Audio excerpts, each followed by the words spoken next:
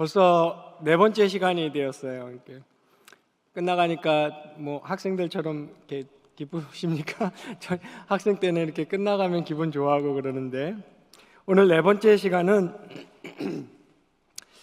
제목이 저항할 수 없는 은혜입니다. 이거 다른 말로 효력 있는 부르심이라고 얘기하기도 하고요. 자, 이제 드디어 은혜가 나왔어요. 은혜. 우리 가장 칙칙한 걸로 시작을 했죠. 제일 먼저 가장 칙칙한 거 뭘로 시작했습니까? 부패로 시작했어요. 부패. 전적 부패로 시작을 했고, 그 다음에 이제 하나님의 선택이었습니다. 무조건적 선택으로 넘어가고, 그 다음에 이제 성자 예수님이 출동을 하셨죠. 그래서 속죄했습니다. 제한적 속죄. 하나님이 인간이 부패했고 성부 하나님이 선택하셨고 성자 예수님이 속죄하셨고 이제 어떤 분이 출격하실 차례죠? 네, 성령 하나님, 성령님께서 드디어 출격하실 차례입니다. 이 은혜는 우리가 앞 제목이 얘기해 주듯이 이 은혜, 하나님의 은혜는 우리가 성경에서 하나님의 은혜는 굉장히 스펙트럼이 넓죠. 하나님의 은혜 그러면 그건 이제 컨텍스트에서 생각을 해야 되는데 여기서는 어떤 은혜를 말하냐면 죄인을 불러주시는 그 은혜입니다. 이 말을 잘 이해하시면 좋겠어요. 불러주시는 것 자체가 이미 은혜예요. 그게 큰 은혜인데 하나님이 이렇게 죄인을 불러주시는 이 은혜에는 중요한 속성이 있어요. 이 은혜를 그래서 제가 부르심이라고 해도 된다 그랬죠. 중요한 속성은 무엇이냐면 저항할 수 없는 은혜입니다.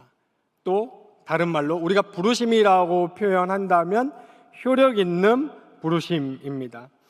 이 저항할 수 없는 이라는 요 특징과 또 반드시 효력이 있는 이러한 부르심의 특징에는 하나님의 열심, 하나님의 사랑이 이렇게 막 뿜뿜뿜하고 이렇게 막 드러나는 저항할 수 없는 반드시 효력 있는 인간의 어떤 사랑이나 인간의 은혜하고는 완전히 다르죠. 인간은 어떤 사람을 굉장히 사랑하고 어떤 사람을 굉장히 갈망하고 안타까워해도 그것이 효력이 없는 경우가 있습니다. 그런데 하나님의 은혜는 반드시 효력이 있는 것입니다.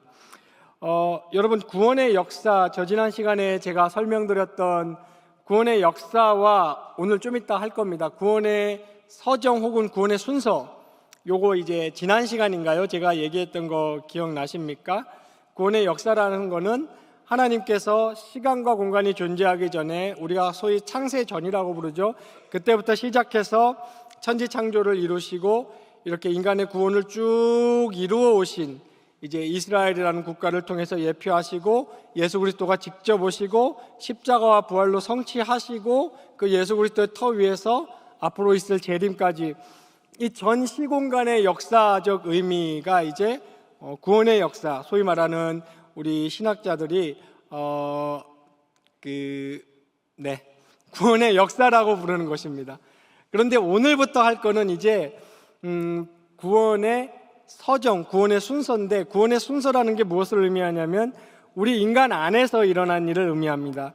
그러니까 고효력, 하나님이 전 시공간과 역사를 통해서 예수 그리스도의 십자가와 부활과 재림의 약속을 통해서 이루어 놓으신 그 일을 우리는 구속, 그죠? 구원, 예수 그리스도의 십자가 효력이라고 하는데 요게 이제 발동이 된 거죠. 역사 속에서 하나님, 전적인 하나님의 사역으로 요게 인간 한 사람 한 사람에게 반드시 여기 있는 사람들 전부입니다.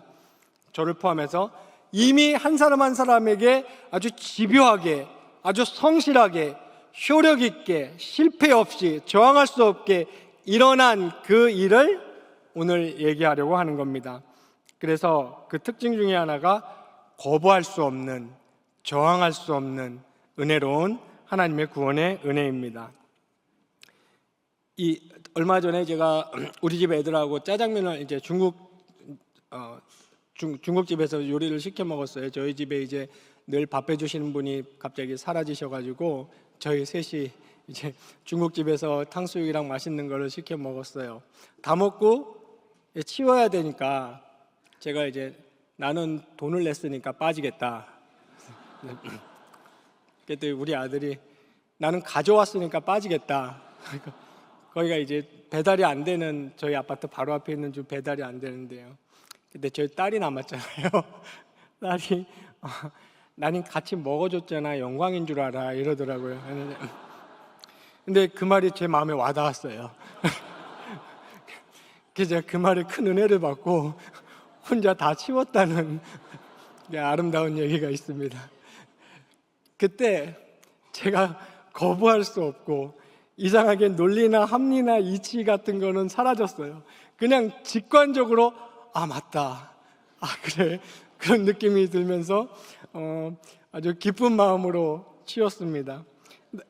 거부할 수 없어요. 이런 경우를 얘기하는 겁니다. 그러니까 하나님이 우리를 이거는 지금 여기 이세영 사모님이 온갖 인상을 쓰고 계신데 저 인상의 의미는 이거랑은 안 맞는 것 같은데 이런 네, 무슨 말인지 압니다. 제가 하고 싶은 거는 맥락은 틀리지만 거부할 수 없다는 그런 얘기를 하는 겁니다. 정의를 한번 살펴볼까요? 저항할 수 없는 은혜, 효력 없는 부르심의 정의는 하나님의 구원의 은혜가 구원받기로 예정된 사람들에게 효과적으로 주어지며 택자는 이를 거부할 수 없다는 것입니다. 왜 이렇게 해야만 할까요?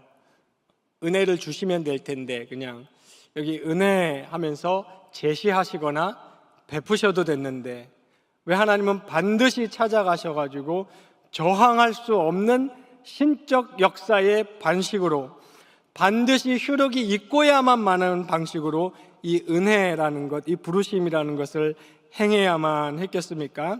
그것은 우리가 첫 시간에 배웠던 저와 여러분의 상태 때문입니다. 저와 여러분은 전적으로 부패했죠. 그리고 전적으로 무능합니다. 그래서 제가 그때 표현하기를 좀 미흡하거나 모자라거나 아쉬운 상태가 아니고 죽은 상태라고 얘기를 했습니다. 그래서 하나님께서는 만약에 구원을 제시하시기만 하셨거나 구원을 건네기만 하셨다면 우리는 그 구원의 효력을 입을 수 없었을 겁니다. 그렇기 때문에 하나님은 반드시 저항할 수 없는 방식으로 효력 있게 저와 여러분을 부르신 것이죠. 웨스트민스터 신앙고백서를 한번 보겠습니다. 웨스트민스터 신앙고백서는 이게 거의 600년 전에 만들어진 거지만 현존하는 신앙고백서나 이제 교리문답, 소교리문답이나 대교리문답 아직까지는 이 신앙고백서를 뛰어넘는 다큐멘트는 문서는 없습니다. 아직까지는 안 나왔어요. 지금도 막 많이 만들어지고 있어요. 맨하탄 신앙고백서, 리고니어 신앙고백서 많이 만들어지고, 그래서 저도 막 농담 반 진담 반으로 제네바 신학교에서 강의할 때 우리도 제니븐 신학고백서 컨페션 한번 만들어 보자 막 이러고 막 그런 얘기 한 적도 있는데, 어쨌거나 여러분, 제가 이 말을 드리는 것은 웨스트민스터 신앙고백서나 웨스트민스터 소교리문답을 틈나는 대로 이렇게 열심히 보시기 바랍니다. 왜냐하면 이 고백서만큼 성경의 균형 잡힌 내용을 잘 일목요연하게 표현해낸 고백서는 없습니다. 그럴 수밖에 없죠. 5년이라는 시간 동안 신학자들이 웨스트민스터 사원 안에서 5년이 넘는 시간 동안 이것만 했으니까요. 이것만 했기 때문에 이 웨스트민스터 신학고백서 10장 1절을 화면에 다 같이 저와 함께 읽어보겠습니다. 시작. 하나님께서 생명에 이르도록 예정하신 모든 사람들을 그리고 그들만을 자신이 정하시고 적당하시고 생각하시는 때에 효과적으로 부르시되 그의 말씀과 성령으로 그렇게 하시며 그들이 태어나면서부터 처해 있는 죄와 사망의 상태에서 불러내어 예수 그리스도로 말미암은 은혜와 구원으로 인도하신다. 또한 그들의 마음을 영적으로 구원에 관하여 깨우쳐 하나님의 일들을 이해하게 하시며 그들의 돌같이 굳은 마음을 제하시고 그들에게 살같이 부드러운 마음을 주시며 그들의 의지를 새롭게 하시고 그 전능하신 능력으로 그들의 선한 것을 결심하게 하시며 효과적으로 그들을 예수 그리스도께로 이끄신다. 그러나 그들은 하나님의 은혜로 말미암아 기꺼이 나오게 되었으므로 가장 자유롭게 나오는 것이다. 네, 아멘도 괜찮습니다. 꼭 성경 말씀에만 아멘을 하는 건 아니죠. 네, 아멘은 내가 거기에 전적으로 동의한다, 그런 표현이니까요. 지금 우리가 읽었던 이 웨스트민스터 신앙 고백서가 오늘 이 시간 우리가 다루고 있는 하나님의 은혜, 저항할 수 없는 하나님의 은혜를 일목요연하게 잘 표현해주고 있습니다. 이것을 통해서 우리는 무엇을 알 수 있는 것입니까? 하나님의 열심, 그리고 하나님의 사랑, 사망이 우리를 잠식하고 우리가 부패해서 우리가 무능하고 죽음만을 기다리고 있었는데 그것을 이기시는, 죽음보다 더 강하고 우리의 부패보다 더 강한 하나님의 열심과 사랑을 우리는 알 수 있는 것입니다. 하나님께서 전 시간도 그렇고 저전 시간도 그렇고 요건 계속 강조되는 바입니다. 우리가 하나님의 무조건 선택할 때, 속죄할 때 제한적, 무조건적, 제한적, 오늘 배우는 저항할 수 없는 이러한 하나님의 하시는 일에 독단적인 표현들, 전적인 표현들을 보고 우리는 무슨 생각을 먼저 해야 되냐면 독단적이다. 인간을 무슨 AI 로봇으로 취급하냐, 이런 생각을 먼저 해서는 안 됩니다. 성경이 이런 표현들을 통해서 강조하는 바는 하나님의 사랑입니다. 하나님의 사랑이 얼마나 강력하냐, 하나님의 사랑이 얼마나 거부할 수 없을 만큼 우리를 장악하시는 것인가, 하나님의 사랑에는 얼마나 하나님의 열심이 깃들어 있는가, 이것을 표현하는 성격들입니다. 그리고 우리가 좀 전에 읽었던 웨스트민스터 신앙고백서 10장 1절을 읽었는데 마지막 문장에 잘 표현해주고 있습니다. 그러나 그들은 하나님의 은혜로 말미암아 기꺼이 나오게 되었으므로 가장 자유롭게 나오는 것이다. 그러니까 성경을 보면 불가항력적으로 하나님의 은혜가 인간에게 작용할 때 인간의 마음은 언제나 그 일을 기뻐하게 되는 겁니다.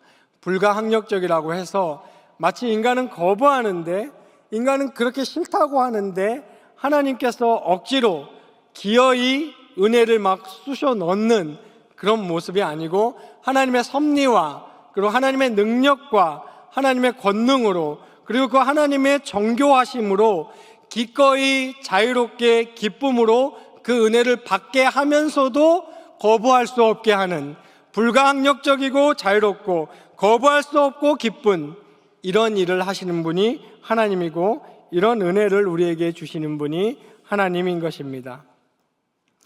우리는 지금 이렇게 배운, 지금까지 살펴본 이러한 부르심을 칠영리를 많이 공부해 보신 분들은 기억하시겠죠. 내적 부르심이라고 합니다. 혹은 구체적인 부르심이라고도 하고, 제가 좀 전에 말씀드렸던 것처럼 효력 있는 부르심이라고도 합니다. 그저께 금요일날 기도회 설교 때도 제가 한번 말씀을 드렸는데요, 성경에는 하나님이 부른다, 인간을 부른다 할 때 두 가지 카테고리로 정리할 수 있다 그랬습니다. 우리가 지금 방금 살펴본 것은 두 번째 카테고리예요. 그러니까 부르면 효력이 반드시 발생하는. 근데 첫 번째 범주는 무엇이겠습니까? 불렀지만 효력이 발생하지 않는 것입니다. 그것을 우리는 외적 부르심, 일반적 부르심이라고 부릅니다. 그러니까 이것은 모든 사람을 향하여 죄를 회개하고 예수 그리스도를 구주로 영접하여 구원을 받으라는 부르심입니다. 이건 쉬운 말로 다른 말로 개념으로 복음적 제안이라고 할 수 있습니다. 여러분이 전도 행위라는 것을 하시잖아요. 그때 예수 믿으세요, 예수님만이 구세주고 생명이십니다, 그리고 설교자가 선포하고 선교사님들이 선포하는 그런 것들이 일종의 외적 부르심입니다. 그런 것들은 일반적 부르심이라고 할 수 있고, 거기에 반드시 효력이 발생한다고는 할 수 없죠. 심지어는 거부하는 경우도 많으니까요. 한 예를 들어볼까요? 이 외적 부르심에 마태복음 11장 28절 같은 경우, 수고하고 무거운 짐진 자들아 다 내게로 오라, 내가 너희를 쉬게 하리라 라고 예수님은 부르십니다. 이때 모든 사람이 반응하는 것은 아닙니다. 하나 더 보겠습니다. 요한복음 7장 37절에 누구든지 목마르거든 내게로 와서 마시라. 이런 복음적 제안이 외적 부르심의 예라고 할 수 있겠습니다. 반면에 우리가 좀 전에 살펴본 구체적인 부르심 혹은 내적 부르심은 구원의로의 부르심에 반응하는 요게 중요합니다. 영적인 생명과 그리고 영적인 의지를 주시고 부르시는 것이 내적 부르심, 효력 있는 부르심입니다. 첫째 날 제가 예를 들어 드렸죠. 우리는 이 구원의 밧줄을 잡으세요 라는 소리를 듣기 위해서, 그리고 우리 코앞에 내려져 있는 그 구원의 밧줄을 잡기 위해서 무엇이 필요합니까? 먼저 감각이 필요해요. 다른 말로 생명이 필요한 겁니다.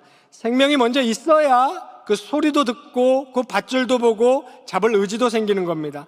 하나님이 저와 여러분 같은 죄인들을 부르실 때는 우리의 의사나 우리의 행동이나 우리의 공로가 전혀 들어가 있지 않은 상태에서 효력적으로, 효과적으로 저항할 수 없는 그 위대한 신적 은혜로 우리에게 생명과 영적 반응을 일으킬 수 있는 의지와 함께 우리를 부르십니다.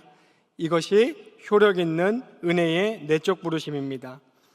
이 좋은 예가 성경에 나사로, 무덤에서 살아나오는 나사로를 예로 들 수 있습니다. 이 나사로야말로 내적 부르심의 좋은 예입니다. 즉 예수님이 좀 전에 우리가 살펴본 그런 구절들과 같이 나에게로 오라, 누구든지 와라, 값없이 와서 마시라, 생명을 얻으라 라는 이러한 류의 부르심도 예수님께서는 보여주셨지만, 한 사건, 기적적인 사건, 사실 죽은 자가 살아나는 것, 이것보다 더 기적은 하나님이 이 땅에 오셔서 우리를 위해 죽으셨고 부활하셨다는 것입니다. 어쨌거나 이 기적적인 사건을 통해서 내적 부르심을 보여주신 겁니다. 죽어서 이미 썩은 냄새가 나는 나사로를 나사로야 나오라 라고 불렀을 때 하나님이 동시에 하신 일은 무엇입니까? 나사로에게 생명을 주신 것이죠. 그런데 이 경우 나사로가 부활을 한 건 아니에요. 뭐라고 표현해야 됩니까? 이거를 환생? 네, 부활은 아닙니다. 왜냐하면 부활했다면 나사로는 영화의 몸으로 다시는 죽지 않았어야 되는데 나사로는 죽었어요. 그렇기 때문에 나사로의 살아난 것을 부활이라고 볼 수는 없는 겁니다. 이 구체적인 부르심의 예는 아까 우리가 살펴봤던 성경 구절과 비교해서 또 두 가지 정도 한번 살펴볼까요? 고린도전서 1장 9절에 이렇게 얘기했습니다. 너희를 불러 그의 아들 예수 그리스도 우리 주와 더불어 교제하게 하시는 하나님은 미쁘시도다. 이때 너희를 불러, 이 불러가 어떤 효력을 같이 발생시켰습니까? 우리 주와 더불어 교제하게 하시는, 여기서 교제하게 한다는 것이 저와 여러분이 잘 알고 있는 연합입니다. 성도와 그리스도와의 연합. 이 경우 너희를 불러 할 때 이 부르심은 반드시 우리 주 예수 그리스도와 죄인이 영합하게 되는 그 위대하고 놀랍고 은혜로운 일이 발생하는 것이죠. 하나 더 보겠습니다. 디모데후서 1장 9절에 하나님이 우리를 구원하사 거룩하신 소명으로 부르심은 우리의 행위대로 하심이 아니요 오직 자기의 뜻과 영원 전부터 그리스도 예수 안에서 우리에게 주신 은혜대로 하심이라.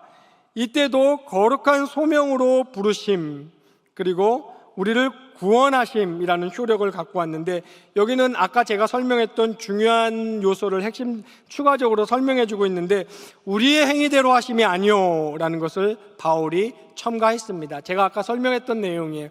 우리가 무엇을 듣거나 하거나 반응하기 전에 하나님이 먼저 전적으로 주권적으로 일방적으로 오셔서 새 생명을 주신 것이죠. 그래서 제가 지난 시간에 낄끼빠빠를 얘기했습니다. 칭이 의롭게 되는 데는 우리가 낄 수 없어요. 낄 자리가 없는 전적으로 하나님의 은혜입니다. 이것이 오늘 우리가 다루고 있는 구체적인 부르심의 내용입니다. 외적인 부르심은 모든 이 외적인 부르심에 죄인들이 거부하는 것은 아니에요. 여전히 효력 있는 내적인 부르심에 속해 있지 않고 여전히 외적인 부르심의 영역에 속해 있으면서도 지상에 보이는 교회의 가시적 지상교회의 멤버십을 가질 수 있습니다. 그죠? 네, 멤버십을 가질 수 있어요. 그런 사람들이 실제로 많죠. 그리고 그런 사람들은 이 지상교회의 일원이 될 수 있고 지역교회의 등록교인이 될 수도 있겠죠. 그리고 성경과 교리의 지식을 상당히 알 수도 있고, 그리고 도덕적으로나 윤리적으로 개선이 될 수는 있습니다. 그러나 그러한 부르심에, 그러한 지상교회에 등록하고 외적인 멤버가 되었다고 해서 절대 그 죄인을 그리스도께 끝까지 묶어두는 소망으로 이끌지는 않습니다. 그리스도께로 완전히 이끌어 끝끝내 참된 생명을 얻게 하는 그러한 효력을 발생하는 것은 아니죠.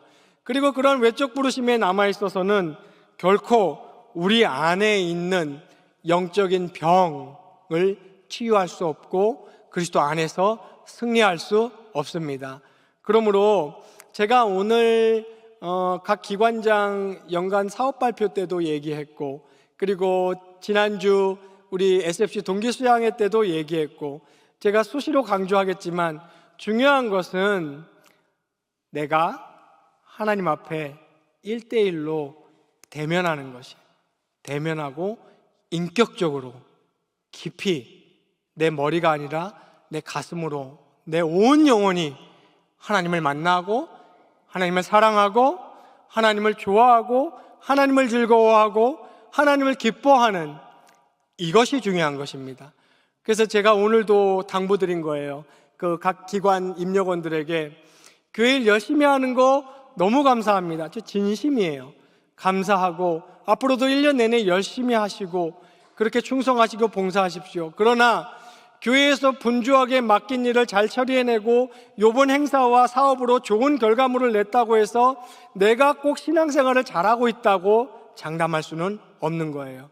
우리는 그렇게 바쁠수록, 교회를 많이 할수록 더욱 의식적으로, 더욱 의지적으로, 더욱 힘써서, 특히 그래서 제가 목양실에서 교역자들에게 자주 얘기합니다. 신방을 하지만 그 바쁜 와중에 하나님 앞에 1대1로 서라. 대면하고 내 신앙이 제대로 되어 있는지 그것을 점검하는 게 중요합니다.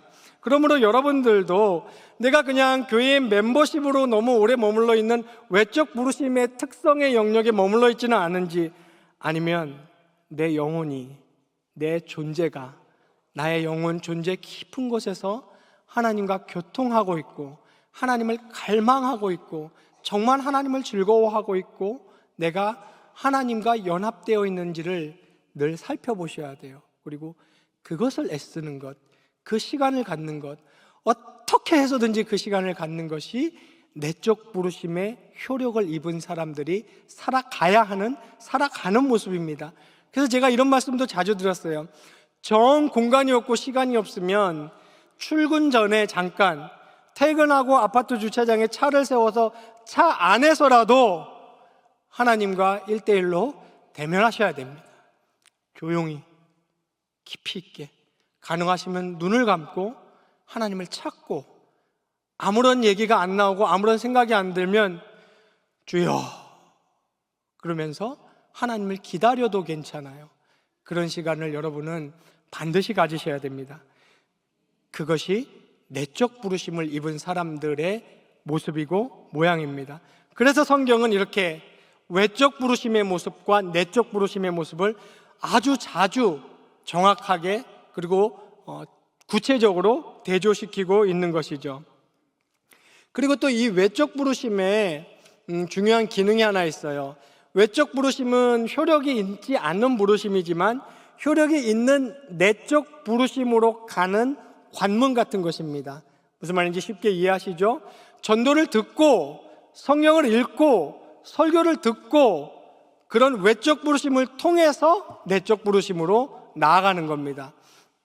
듣지도 않았는데, 접해보지도 않았는데 갑자기 보리수 나무 아래서 깊은 명상에 잠기고 어느 날 주는 그리스도시요 살아계신 하나님의 아들이시니이다, 이렇게 될 수는 없어요. 이런 일은 일어나지 않습니다. 그래서 개혁신학에서, 특히 조직신학에서 굉장히 강조하는 게 있어요. 여러분들 자주 들어보셨을 거예요. 말씀과 성령입니다. 꼭 기억하십시오. 말씀과 성령 혹은 성령과 말씀입니다. 이 말은 무슨 말입니까? 성령이 한 사람에게 역사할 때는 반드시 말씀으로 역사하시고 말씀의 내용을 가지고 역사하십니다. 그리고 말씀이 진짜로 효력 있게 그 사람에게 역사했다면 성령이 찾아오셔서 성령이 역사하십니다. 그러므로 나는 말씀을 들은 적도 없고 말씀을 접한 적도 없고 성경이 있는지도 모르고 예수를 모르겠는데 나는 구원받았다. 이런 일은 일어나지 않습니다. 말씀과 성령은 반드시 함께 가는 것입니다. 그리고 제가 자주 짓는 질문이 하나 있어요. 부르심 효력에 관한 것인데, 이거는 어떻게 보면 굉장히 초보적인 질문인데, 이 저녁 예배에 나오시고 심지어는 찬양대 서시고 이 정도 수준의 분들이라면 이제 이런 질문은 좀 떠난 지 오래되셨을 수도 있지만, 여전히 우리 주변에는 이런 질문을 갖고 있는 소위 말하는 초신자분들이 있는데, 내가 구원받았다는 것을 어떻게 알아요? 라는 질문을 꽤 많이 들었어요. 네, 특히 학생들한테. 조직신학적으로 정교하게 설명을 할 수도 있고 하고도 싶지만 간단하게 말씀을 드리겠습니다. 어떻게 아냐면 기본적으로입니다. 기본적으로. 그리고 그 방향이 하나님의 말씀을 내가 이해하고 인정하고 순종하고 반응하고 받아들이고 있다면 그 사람 구원받은 거예요. 거부하고 있지 않다면. 제가 왜 기본적으로 그 방향이라고 말씀드렸냐면, 중생인도 하나님의 백성 반드시 천국 가는 사람도 영화의 몸이 되기 전까지는 의심을 할 수가 있어요. 방향은 이렇게 딱 돼 있어요. 그것은 성령님이 붙들기 때문에 방향은 틀 수 없습니다. 그런데 이렇게 뒤를 돌아보기도 하고, 맞나 이러기도 하고, 우리의 시선과 마음이 똑바로 하나님을 쳐다보지 못하지만 방향은 여전히 있습니다. 요 경우는 괜찮습니다. 요 경우는 우리가 의심을 하기도 하고 넘어지기도 하고 쓰러지기도 하지만 구원받은 겁니다. 그래서 기본적으로, 그리고 삶의 방향이 하나님의 말씀에 순종하고 반응한다면 나는 구원받았구나 확신하시면 됩니다. 노아가 그랬죠. 노아가 방주 지어라, 구원 준비해라 했을 때 네, 순종했어요. 갈대아 우르를 떠나, 친척 아비를 떠나서 내가 지시할 땅으로 가라. 아브라함에게 네 그랬습니다. 그렇다고 특히 아브라함, 그렇다고 이 사람들이 의심과 불순종의 시간들이 없었을까요? 그럴 리가요. 성경에 그런 시간이 없었던 인물은 예수 그리스도밖에 없어요. 모든 인간은 의심과 불순종의 시간이 있습니다.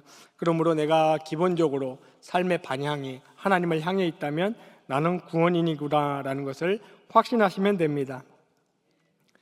결론을 맺겠습니다. 이 저항할 수 없는 은혜, 효력 있는 부르심은 우리가 하나님의 사랑이, 우리를 향한 하나님의 사랑이 얼마나 열심히 있고 얼마나 정교하고 그리고 얼마나 강력한지를 우리에게 보여주십니다. 그것을 죄인인 우리에게 실행할 수 있는 유일한 방법은 저항할 수 없이 그 은혜를 주시는 길 외에는 없었고, 하나님만이 하실 수 있는 일을 하나님이 우리에게 하신 것입니다.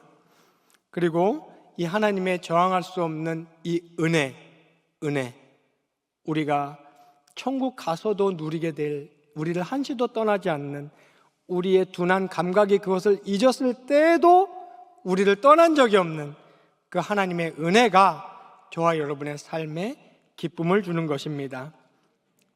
이 불가항력적 은혜를 설교를 했던 해리 아이언사이드라는 목사님이 있어요. 이 사람이 그 설교를 하면서 하나님의 주권적인, 독단적인 마놀지즘이죠. 제가 말씀드렸던 알미니안주의 같은 경우는 시너지즘이에요. 그러니까 신과 인력이 합력한다. 그래서 시너지 효과를 내는 거죠. 근데 우리 개혁신앙 성경은 마놀지즘입니다. 독단적인 사용이에요. 그 설교를 했더니 어떤 유대인 랍비가 오더니 당신 그렇게 설교를 하면 어떡합니까? 인간이 설교를 듣고 결단할 수 있도록 사람 편에서도 할 수 있는 일을 얘기를 하셨어야죠. 그랬더니 해리 아이언사이드가 그랬답니다. 맞네요. 내가 그 은혜를 받고 구원받았을 때에 내가 했던 일을 깜빡하고 말을 안 했네요. 지금 선생님한테라도 얘기하겠습니다. 도망치고 도망치고 몸부림쳤던 일밖에는 없었습니다. 안 받으려고 몸부림쳤던 일밖에는 없었습니다. 그랬습니다. 그러나 끝끝내 하나님의 은혜는 감미롭고 질서 있고 나를 무시하지 않는 방식으로 자유롭게 나에게 저항할 수 없는 방식으로 은혜를 주셨습니다. 그렇게 얘기를 하셨습니다. 저와 여러분이 그 은혜를 누리고 그 은혜를 받았고 그 은혜 가운데 살고 있으며 앞으로도 영원히 그 은혜의 물결 속에서 살아가야 될 자들입니다.